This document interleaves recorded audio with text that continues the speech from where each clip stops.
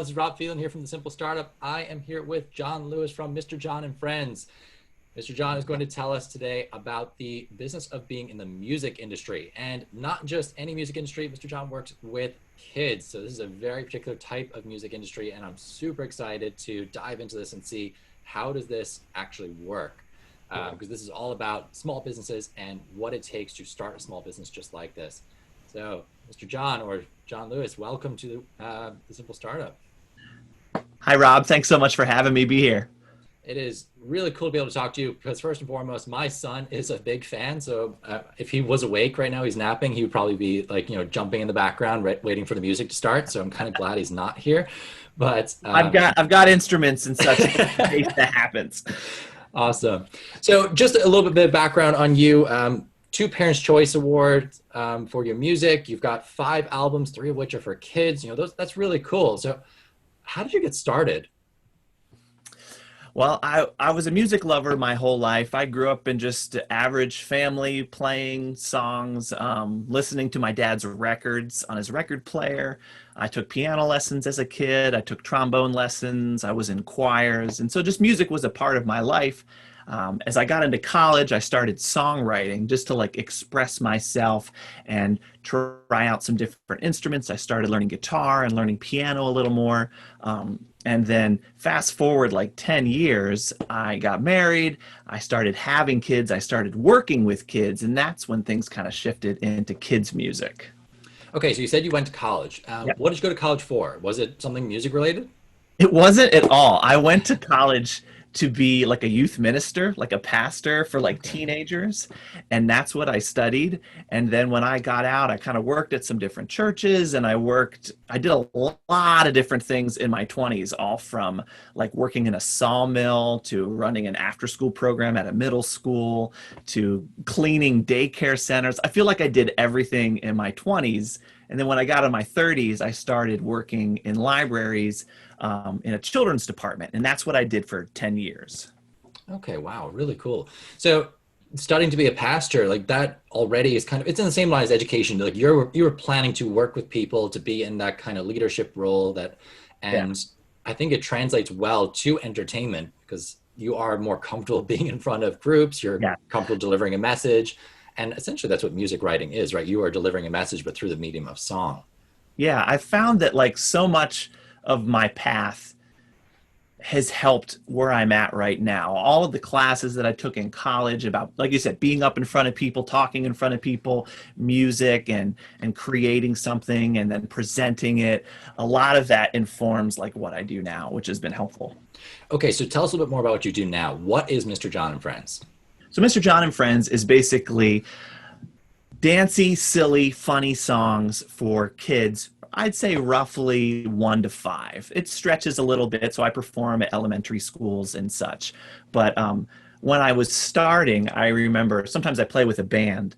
And I remember I had a band and I was playing adult music, and we were playing in coffee shops and festivals and things. And I said, I want to try what I do, but for kids. And they said, what do you mean? What does that look like? And I said, we'll just do the same thing that we're doing right now, but we'll do it for kids. And so we want kids to jump and connect with their adults and have fun and laugh and move their bodies, and to create music also that won't annoy their parents too. That is key, and I can vouch for that. It's still not annoying after days and days and days and days Oh, of good. constant repeat. It's great. So the pivot from adults to kids, was that something that you did because, just to put it bluntly, the thought I'm having is, was adults not working enough that you're okay, there isn't a career in adults, I need to shift into kids? Or is it just because, you know what, I want to do something for kids, that's really what excites me, and adult music wasn't exciting you as much anymore? What caused that pivot? Oh, that's a great question. My wife sings and performs with me and songwrites with me, and we go by John and Carrie. I've got my old CD from 2006. Wow, look at that hair. I know, this is my brooding Backstreet Boys wannabe look. So, but we would perform in downtown Frederick for First Saturdays and in coffee houses, and we were making albums, and it was fun, and I wanted to do that more and more, and it was going just fine. And then things started happening to kind of like just push us into kids' music. So we started having children. So I started thinking differently about life, just like being a dad. And then I started working with kids at the library, doing story times every week. And I remember one time we were out in downtown Frederick. We were doing Jack Johnson cover songs and top 40 cover songs and our own stuff too. And a bunch of kids just gathered out on the street. And my wife turns to me and she says, what if we sing like Wheels on the Bus? And I was like, okay, because there's no adult. I mean, the adults are here, but like kids showed up. And so we just kind of did like a Jack Johnson-y inspired Wheels on the Bus song. And they went crazy. And we just kind of looked at each other like, wow, that was something. And then people started asking me at the library, like, do you do birthday party performances? And I would say, okay. And I remember the first time I did that, I came home and told my wife, Carrie, I'm going to perform for a birthday party. And she said, really? What are you going to do? And I was like, I don't know. I think I'll just do what I do for story time. So it kept moving. Things kept happening in the children's world way faster and way bigger and more exciting than they ever happened in the adult world. And so then it was just kind of it was like, well, we just left adult music behind and kids music. We just let it go. And it just took off. And I like one part I really like about your story there is you were saying you got asked to do a kids party. You had no clue what you were going to do for it. You still said yes. Yeah. And it's such an important part of the simple startup that when you are building your business and you're trying to grow it in response to what your customers want. It's not this big elaborate business plan that you're saying, this is the plan, we got to stick to it and nothing else is going to happen.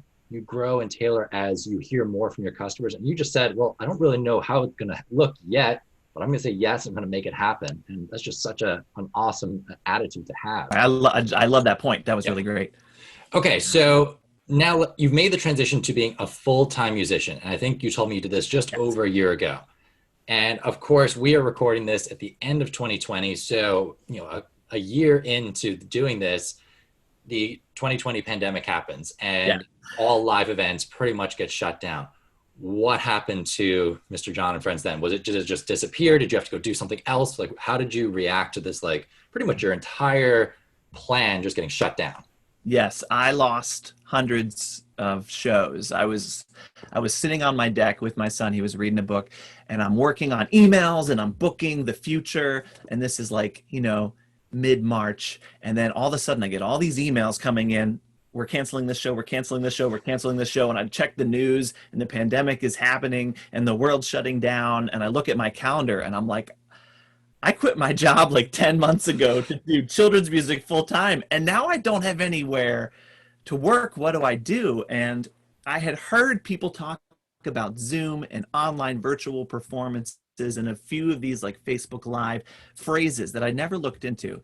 And my wife was like, we should start right now doing Facebook Live streams every weekday morning at 10:30. Parents are going to be home with their kids. They're going to want something and need something every morning. I had some kids musician friends that were dabbling in like maybe Thursday afternoon at 2 we'll do a live stream and maybe Saturday at 10.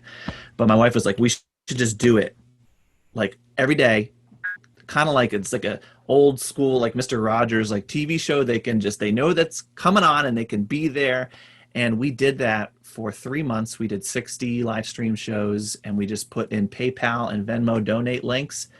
We would probably get about 1,000 views a day and like 20 or so people would donate a day and it paid our bills. And it also helped us be creative in new ways because it's almost like we were doing a TV show because it's like every morning we would do the show and then the afternoon I'd plan for the next day. And then at night after our kids were in bed, we'd practice and then we'd get up the next morning and do the whole thing again. So I feel like just being able to jump in and go for it and learn on the fly. I didn't know anything about Facebook live streams or anything online, lighting, sound, where to look, like, am I looking at the right place? Oh, wait, no, now I'm looking at the right place. All of that was like, we messed up so much in that first week, but you just learn as you go and it helps you move forward. Yeah. And you were faced with a choice. You could have stopped and you said, all right, the environment, the scenario that I'm in now does not allow for live events. We're just going to stop and go back to our working lives or go try something else, or you had the choice to pivot and move into a new space. You said it, people needed something. They were home with their kids. They needed some way to entertain them because going out and doing the normal stuff just wasn't an option anymore. Yeah. And I like that you said that you were consistent as well, because if you are going to be a content creator, so you are going to do something like a blog, a YouTube channel, you're going to put out videos on a regular basis, like it has to be consistent. Like people want to know when is the new content coming out. They want to be able to expect it, go and get it. And you committed to a daily show, which is like a huge undertaking. But for all of you who are thinking about doing content creation, like keyword consistency, post on social media consistency, release new videos, release blog posts at least once a week, once every 2 weeks on the same day, same time. That's what's going to get your audience engaged, and they're going to start expecting those things to come in. So they build a habit of coming back to you. Yeah. And then for you, I mean, like doing a kid's show, you're like, all right, I can do the same show over and over again because I'm doing it in different locations, new audience each time. When you're doing a daily show, it's got to be a lot of, I suppose you can do a lot of repetition with kids because kids do thrive on repetition, but it can't just be like the same show over and over again, right? Yeah, it really helped that we've got our 3 kids albums, and with my adult albums, we would do these short EPs of like 5 to 8 songs. And kids songs are so short; they're like a minute to 3 minutes long. We would put 20 songs on each album. Mm-hmm. So we were like, okay, we've got 60 songs off the bat. We're just gonna do them all. Like in a live show, we might do a handful, of the actiony ones. But like in our live streams, we were like, we're going to do our whole catalog. And then we're going to go look at all of like the other classic songs by Raffi and other artists that we haven't used yet. And songs that we were even writing, we'll try them out. And I got permission from authors that I really enjoyed, Jan Thomas and Doreen Cronin.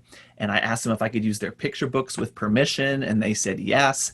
And so I started buying their books on Amazon, and so because I couldn't go to the library and get them, and we just tried to just keep putting out. And we would repeat the songs, but we tried to do it sparingly so that we could give everybody kind of a new show every day.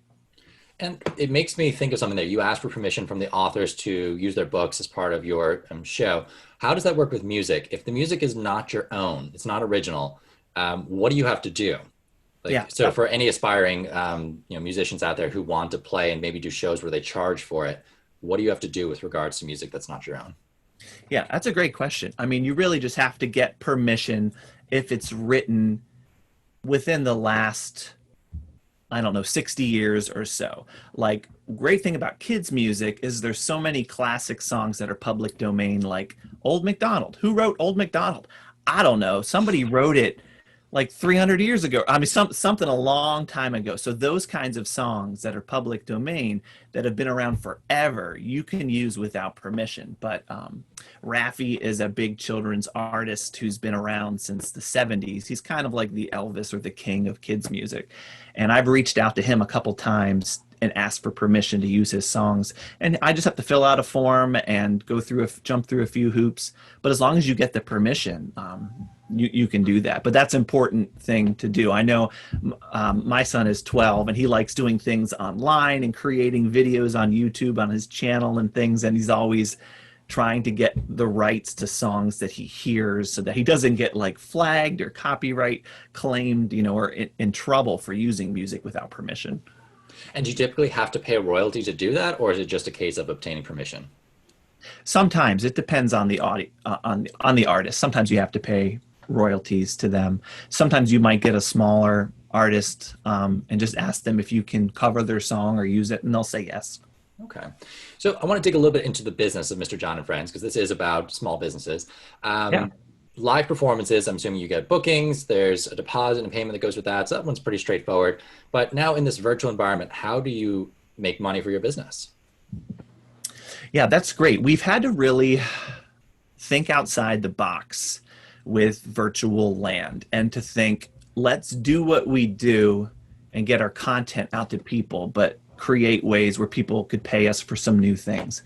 So my wife and I have done a lot of brainstorming, and one of them is just we'll do virtual concerts for libraries and different organizations where they pay us to do like a kids show. Another thing that we do is like shout out videos. So we'll make like a personalized video anywhere from like 2 minutes to 15 minutes for your kid's birthday, or to say Merry Christmas, or to just cheer them up because they're having a hard time with virtual school. And we'll sing their favorite songs, and it'll be almost like a surprise, like Christmas Gram, or like a surprise song. And then parents, we just decided prices, and then we tell people about that on social media or through email, and then they just pay us through PayPal or Venmo. And so, yeah, so those are some new things that we've done now in the pandemic that we've never done before. That's awesome. And I guess one thing that comes up for me is with adult music, once you have a fan, they're typically a fan for life because they're adults and they listen to pretty much the same music, it will say, from maybe their 20s all the way through to whenever. Yeah. With kids music, though, you said your audience is only typically 1 to 5 years old, and then they will age out often from your music and start listening to other artists. So what do you do there? Because that's a very different challenge compared to what maybe an adult entertainer would have to face.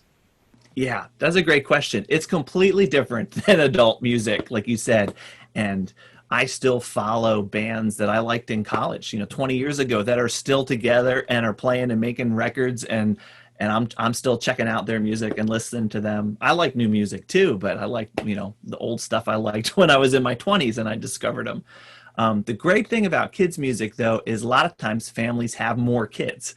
So let's say you might get the interest of a 2-year-old, and then they kind of like your music from 2 to 4, 2 to 5, maybe 2 to 6, and then then there's a new baby in the family, and then that kind of like stretches out like what they might be interested in you, because Yes. the 7, the 8-year-old is like, yeah, I can still dig Mr. Jon and Friends. I'm listening to it with my 1 and 2-year-old little brother and sister. But we get a lot of new listeners, and that's what really helps. So people do age out, kids do age out. But back when I was performing live at places, like I would go to Bethany Beach, Delaware every summer, up on their band shell, like right on the beach, and do like their carnival night. And every year I go, I get all these new listeners because there's parents there with kids. So what I love about kids music is that everywhere you go, there are kids. Yeah. Everywhere you go.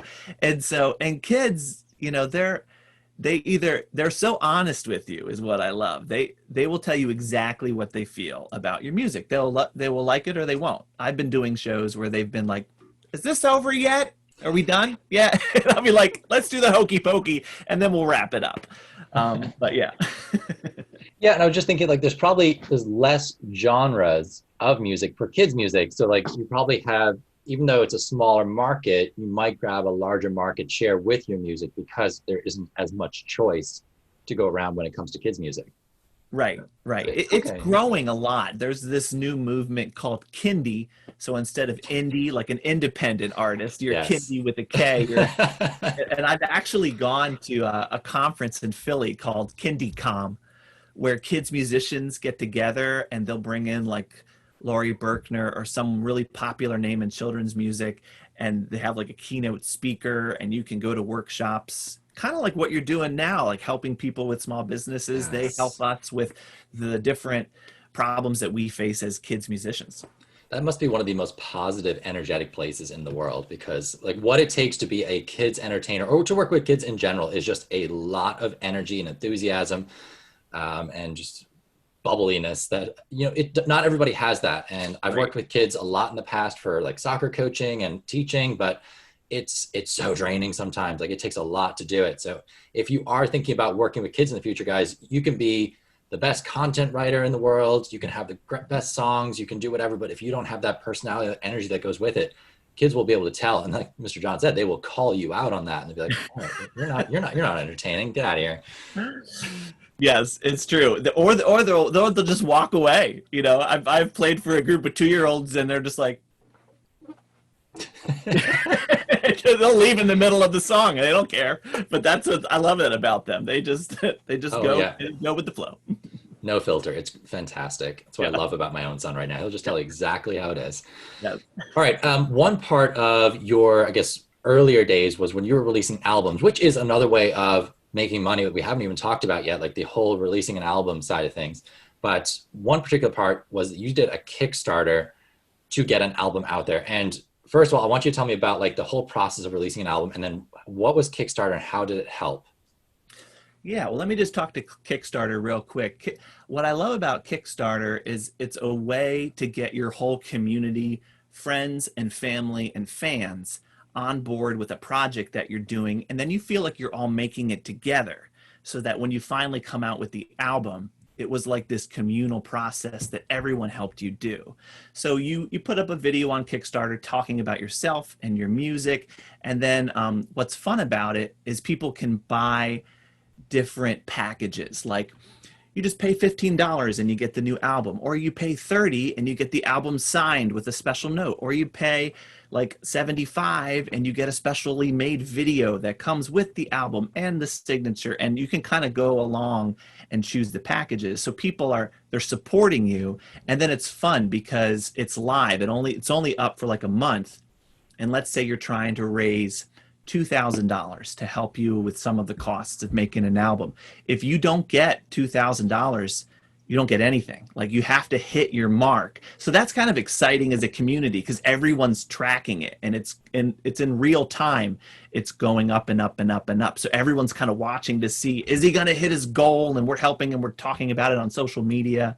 And so it's a really exciting way to like get a community behind an album release. Yeah, and before we even go into the album part, like that is a key idea when it comes to Simple Startup, guys, because that was a way to pre-sell the value that was coming out. So it's not a case of, Jon saying, all right, I've got to throw $2,000 of my own money into making this album and then really hope that it sells. This was a great way to test the market and see, was there actually a demand for it? If people are willing to buy the album before it's even made and throw their money down and say, yes, I want it, then you know that people, A, want it, and B, they pay for it ahead of time. So you're paying for all of your costs with your customers' money, and then you get to give them the value afterwards. So really, a really great way to fund some of your bigger projects if you don't have the cash to do it yourself, and particularly if you're trying to start for $0, which is always our goal in the Simple Startup. All right, now tell me about an album. Like what goes into making an album, and how does that make money, or does it make money? Is it just kind of a fun thing to do? Yes, it's man, that's a great question. The music creating process has changed so much over the years. Almost from like every 5 years, it seems like there's a jump in what you can do to create music. The great thing today, and for your listeners who are younger, who are thinking about making music, you can do so much from your own basement. You can buy your own equipment. Your neighbor friend might have a little studio in his basement. It seems like there's so many easy ways to create and make your own music, and then start to put it out online on like SoundCloud or Bandcamp or other like platforms to get people interested about it. I've always liked to go into a studio and record, probably because I'm not a super techie person. So I've never been one to like record at home and do that side of it as much. I like to go into a studio, have the professionals do it, and then I just sing and I focus on guitar, and my wife sings and she plays piano and keyboard. And that's how we've made an album. What I really like about doing it that way is it's expensive, but I feel like when you put your money where your mouth is, you get a good product. So if you have the best professionals recording you, it's going to sound the best, and hopefully will have a timeless quality that like years and years you can look back on it and be like, I'm really still happy with how that sounds. And you won't feel like, I like the first and third track, but man, I cringe every time I hear a couple of those songs. So we've often gone to a recording studio in Mount Airy, Maryland, called Acacia Recording, and we've done some of our albums there. Our last album, we used a producer, and he flew to Nashville and to LA and brought in some different band members, and we pieced it all together, and I just recorded in his home studio, and then we like pieced it all together for like a band sound. So that was a new experience. But there's a lot right there. Okay, so then you make the album, and one way to sell it in, I guess, the older times, it was like 5 years ago, was CDs. Right. So you sold a CD, you got the money for that. Now, I mean, CDs are almost turning into an obsolete technology. Like most cars being made these days don't even have a CD player, and most people don't have one at home anymore. So what do you do now to make money? Yeah. On that side of things, of course, so outside the live shows. Right. Yeah. back in the day, people were all about like, can I get a record deal? Like if I can get a record deal, then I've made it big. And I remember 20 years ago thinking that like, oh man, with my adult music, if I could just get a record deal, then everyone could take care of all that aspect and I could just create and then I'd have it like made. But that never happened, and that doesn't have to happen. What I really like right now is working through a company called CD Baby. And what they do is they distribute your music everywhere that's current. So they help you get your music onto iTunes, Google Play, all streaming devices. So right now, like all of my kids' albums, everywhere you get and stream and download music, you can just search and ask for Mr. Jon and Friends, and you can hear it. If you have Amazon Unlimited, you have an Alexa, you have an Echo Dot, they put it on YouTube, which you can stream there too. And so that's just is really great because CD Baby kind of like does it for you. They get all your music out there, and then monthly you just get like your money sent to your bank account. And are you paid per time that someone listens to the song, or is it a fixed flat rate for them hosting your music? Yeah, streaming's the new thing. It was CDs were the thing, and then downloads were the thing. Mhm. And now streaming is the thing. And you just, as a musician, you just have to go where the music is. You can fight it or you can be upset about it, but if you want people to hear your music, you have to have it where people are listening.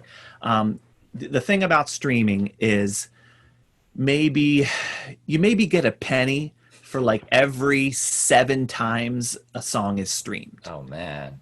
So if you're Justin Timberlake, you're rocking out, man. Like he has millions, billions of streams. Your top 40 artists like Billie Eilish and stuff like that. Their streams are like making them some serious cash. But that's just the way of it. The great thing with kids music for me is that kids love that repetition. And so I have 2 kids, and they'll get hooked on a song and they'll just play it over and over and over in their car or at home. And so I get reports every month on like which songs get streamed, and a lot of them get streamed hundreds of times. And so I might make like $50 a month coming in from streams, which is great. That all goes into the pot, which helps the business move forward. And I just feel like if people know about me and they're hearing it, that's more important to me than am I making like bank money from it. Yeah, and it's from the sounds of it, getting your music onto a streaming platform sounds more like a passive source of income, that once it's up there, there isn't really much you have to do for it. So that's really cool. Your business has 2 different streams, at least, of income. You've got the passive side where your music is up on something like a Spotify, and if people listen, hey, great, there's this extra $50 a month coming in that you just didn't really have to work for. Yeah. And then on the active side, you are doing these live performances, you're getting bookings, you're doing these audio clip recordings for people. So there are 2 major aspects to your business. Really cool. And for those of you at home, that is something you can aspire to with your business. What's something that you can put in place that maybe takes a lot of work up front, but then after that, it's just kind of bare maintenance, and that's sort of your passive source of income. And then you have the other side, which you have to put time into every week to exchange your time for income. Very cool. All right. So Yeah. if someone is thinking about starting a music business, and I don't even want to say a band, I don't want to say a kids entertainer, I want to say like some business involved in music, what would be your advice for how they should get started? Yeah. I love this question because, young people who are starting this kind of thing, they're dreamers and they have so much passion and about what they're doing, but they can get discouraged quickly. I remember being young and in my 20s, like 20, like maybe 21, writing songs and playing it for people. And I was playing it for a friend, and he just got up and he walked out in the middle of like the first song I ever wrote. And I was like, I'm terrible. But so my first thought is you've got to keep trying, you've got to keep learning, and you got to keep like moving forward. Don't give up. Keep working on your craft. Keep working. If you make videos, if you make art, if you're a singer, if you're a musician, keep learning and keep moving forward, and believe in yourself, because sometimes there's not going to be the people there to believe in you. But if you want to do something, you got to keep going for it. Also, like, what are your goals? Do you want to make money? Do you want to express yourself, with feelings of love or frustration? Is that why you're writing music? Know why you're doing it. Sometimes those can go together, and sometimes that's the tricky thing. Are you writing to make money, or you're writing just because you want to write? But know what your goals are. And also, it takes like equal parts talents as well as like guts and confidence. So I remember I had two friends who were also singer-songwriters, and my one friend, he was so confident and he was so terrible, but he could get booked anywhere because he was like, I'm great, you should book me, I'll sing and play guitar, and people would book him. And I would be like, how did they book that guy? And then I had another friend, he was really timid, he was really shy, but he had this poetic way of writing and this unique voice, and like he could have been like a star, but he like didn't believe in himself. So I feel like you have to like really go for it and just keep working on your craft to get better and better and better. And both of those things will just help you move forward. Oh my gosh, there's so much good stuff in here. So first off, what is your why? Why are you doing this? And core for every simple startup should be, yes, you do want to make money if you're trying to do a business as opposed to a hobby, but also how are you serving people? Right. What problem are you solving, and how are you making people's lives better? That should be at the core of your business, because then you create a reason why people are going to want to come to you, as opposed to you saying, yeah, I want to make money, so I'm going to try and persuade every single person I meet that, hey, you should probably buy what I'm selling.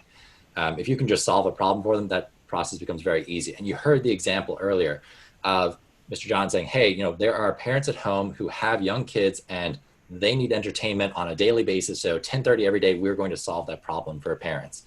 And by doing that, the parents just come to you, and they'll tell other parents, hey, you need entertainment, 10:30, Facebook, here's where you should be.